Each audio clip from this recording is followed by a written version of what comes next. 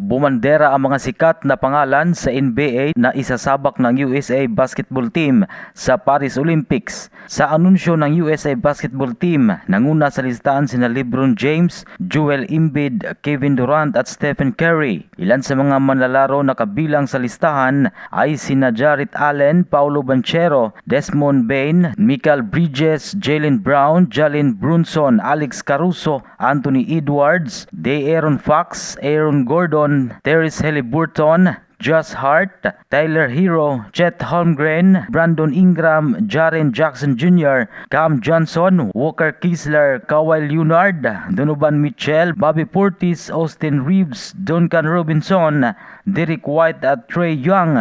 Ayon sa USA Basketball Team na ang unang 41 na pangalan na inilabas nila ay unang yugto lamang ito sa listahan hanggang mabuo ang 12-player Olympic roster. Ang Team USA Basketball Team ay pinamumunuan ng head coach na si Steve Kerr ng Golden State Warriors kasama bilang assistant niya si Eric Spoelstra ng Miami Heat. Ayon kay Men's National Team Managing Director Grant Hill na mismong mga NBA stars ang nagpakita ng interest na sila ay makapaglaro sa Olympics bilang representatives ng bansang USA.